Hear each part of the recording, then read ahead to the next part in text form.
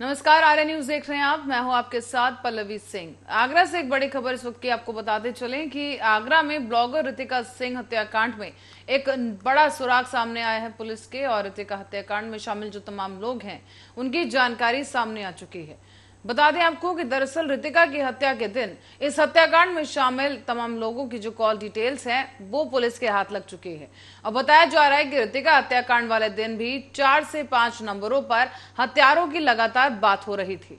Call details के अनुसार शातिर आकाश गौतम ने रितिका की हत्या के बाद 108 नंबर पर कॉल किया था, और हत्या वाले दिन रोहित शर्मा, राहुल देव, करण, दीपाली, अनिल धर लगातार कॉल पर संपर्क में थे।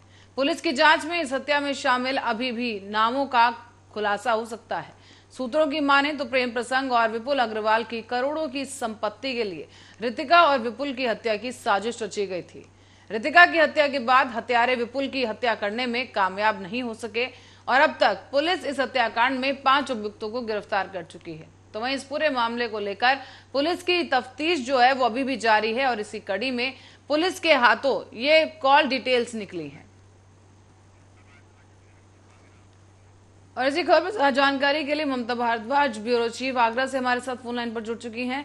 ममता, आपसे जानना चाहेंगे कि जो सुराग इस वक्त पुलिस के हाथ लग रहे हैं, आशंका जताई जा रही है कि कुछ और नाम भी इस पूरे हत्याकांड में शामिल हो सकते हैं। क्या कहना है, क्या लग रहा है? बिल्कुल पल्लवी, जिस तरह से जो फैशन ब्लॉगर रितिका थी, उसका जिसको जो उसका ऊपर से 4th फ्लोर से उसको फेंक करके और उसको फांसी लगा करके उसकी हत्या कर दी गई थी, ये बड़ा मामला ये था। और उसके बाद लगातार वहां जिनके द्वारा हत्या की गई थी रितिका की, वहां लगातार मौके से 3 लोगों को गिरफ्तार कर लिया गया था पुलिस के द्वारा। वही 2 लोग वहां से फरार थे, तो 2 लोगों को कुछ समय बाद पुलिस के द्वारा उन दोनों को भी गिरफ्तार कर लिए गए। अगर बात करें अन्य आरोपियों की, लेकिन पुलिस के द्वारा जब 5 आरोपी हाथ लगने के बाद में भी अभी भी हत्यारे पुलिस की पहुंच से दूर थे। वहीं आज एक नया मामला सामने आया है, इसमें एक नया मोड़ आ गया है। जैसा कि रितिका के परिजनों का आरोप था लगातार कि इस हत्याकांड में सिर्फ ये 5 ही नहीं, बाकी और भी लोग जैसे अनिल धर, सत्यम धर, राहुल देव और करण, ऐसे तमाम कई लोगों के नाम सामने आए हैं, जो कि जो रितिका के जो परिजन थे लगातार उन लोगों पर आरोप लगा रहे थे। तो ये आरोप आज बिल्कुल सही होते नजर आ रहे हैं, क्योंकि जिस तरह ये जो रितिका के परिजनों ने जो कॉल डिटेल, ये सारी चीजें खंगालने के बाद पुलिस को आज दी है, और आज पुलिस के रितिका के परिजन आज एडीजी साहब से मिलने भी आए हैं। अब देखने वाली बात है कि क्या पुलिस के द्वारा ये जो रितिका के परिजनों का जो आरोप है, जो एकदम सत्य दिखाई दे रहा है, तो पुलिस के द्वारा क्या कुछ कार्रवाई की जाए? क्या अन्य लोग जो पुलिस की पहुंच से दूर हैं, जो एफआईआर में जो जिनके नाम नहीं है, और क्या उन तक पुलिस पहुंच पाएगी? और ममता, इस पूरे केस में पुलिस की भूमिका भी काफी संदिग्ध देखने को मिली है। जैसे कि पहले एफआईआर को लेकर समस्या आई थी कि एफआईआर में जो डिटेल्स डाली गई थी पुलिस के द्वारा, उनमें कमी पाई गई थी, और अब ये कॉल डिटेल सामने निकली है। क्या लगता है पुलिस की जो जांच है वो किस दिशा की ओर जा रही है? क्या पुलिस कर्मियों की जांच से जो रितिका के परिजन है उनका क्या कुछ इस पर प्रतिक्रिया है? क्या वो इस बात से संतुष्ट हैं जिस तरीके से पुलिस जिस रफ्तार के साथ जांच कर रही है इस मामले में? बिल्कुल पल्लवी, यहाँ अगर पुलिस से संतुष्टि की बात करें परिजनों की, तो परिजन पुलिस से बिल्कुल भी संतुष्ट नहीं है, क्योंकि लगातार जब जो चीजें एक के बाद एक कड़ी जुड़ती दिखती है, और उसके बाद जो परिजन है वो हत्या के बाद से ही पुलिस से बिल्कुल भी संतुष्ट नहीं है।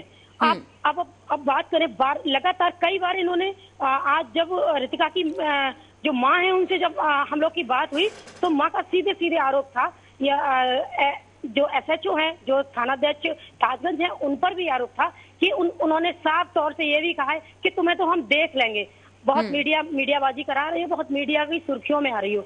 और वहीं अगर सीओ मैडम की बात करें, तो सीओ मैडम के पास जब वो बराबर जाते हैं, अपनी समस्या को रखते हैं, अपनी बात को रखते हैं, तो उनके द्वारा भी कहा जाता है कि बहुत चक्कर लगा रही हो, अब तुम्हें भी हम देख लें। मतलब लगातार पुलिस के अधिकारी और पुलिस के लोगों के द्वारा उनको बराबर इस तरह की बातें कही जाती है, जो कि परिजन बिल्कुल भी संतुष्ट नहीं है उससे। जी, तो ममता, अब जो कॉल डिटेल सामने आई है इससे भी कई नए मोड़ आ गए हैं, कई खुलासे हो रहे हैं। इस पे परिजनों का क्या कुछ कहना है इस कॉल डिटेल को देखकर?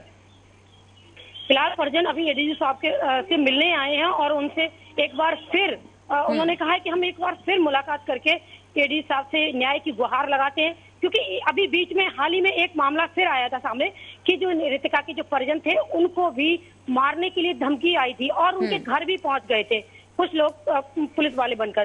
तो इस तरह से उनको आशंका है कि जिस तरह मेरी बेटी के साथ ये कृत्य हुआ है, मेरी बेटी की हत्या कर दी गई, तो कहीं हमारे साथ भी इस तरह की कोई घटना को ये लोग अंजाम न दे दें। जी लेकिन ममता, सीसीटीवी फुटेज, क्योंकि हमने देखा था जब हत्याकांड हुआ उस दौरान बिल्डिंग के नीचे कुछ लोग खड़े मिले थे, लेकिन बावजूद इसके पुलिस के पास सारे साक्ष्य थे, पर इसके बावजूद भी आरोपियों को पकड़ा नहीं गया है। अभी कुछ आरोपी अभी भी फरार हैं और इस पूरे मामले की जो गुत्थी है वो और उलझती जा रही है। अब जो कॉल डिटेल सामने आई, इसमें कई नाम भी नए सामने आए हैं, तो अब क्या लगता है कि पुलिस को एक नए सिरे से जांच करने की जरूरत है इस पूरे प्रकरण में?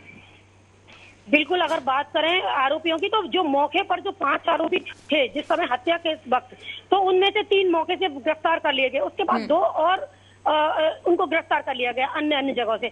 लेकिन अगर बात करें सही मायने में, तो जो 5 जो हत्यारे जो गिरफ्तार हुए हैं, उनके बाद भी उनके संपर्क में हत्याकांड के समय पर वहां और भी लोग मौजूद थे, जो कि रितिका परिजनों ने आरोप लगाया है, वो बिल्कुल साफ नजर आ रहा है। और आज जो कॉल डिटेल जो सामने आई है, उसके बाद ये चीज साफ हो जाती है कि ये 5 ही नहीं, 5 के अलावा और भी लोग हैं, जैसे कि विपुल अग्रवाल की पत्नी दीपाली अग्रवाल, और बाकी के जो करण है, राहुल है, बाकी कई ऐसे अनिल धर, सत्यम धर, तमाम ऐसे लोग हैं जो इस घटना के समय पर वहां आसपास ही उनकी कॉल डिटेल फतेहाबाद रोड पर ही आई है। जी चलिए ममता, बहुत बहुत धन्यवाद इस तमाम जानकारी के लिए। दर्शकों को बता दें कि हाल ही में एक ब्लॉगर रही हैं जिनका नाम रितिका बताया जा रहा है। रितिका सिंह की हत्या कर दी गई, निर्मम तरीके से उनके हाथ पांव बांधकर उन्हें बिल्डिंग के 4थे फ्लोर से नीचे फेंक दिया गया और साथ ही साथ वो जिस शख्स के साथ रह रही थी उसको भी मारने की कोशिश की गई।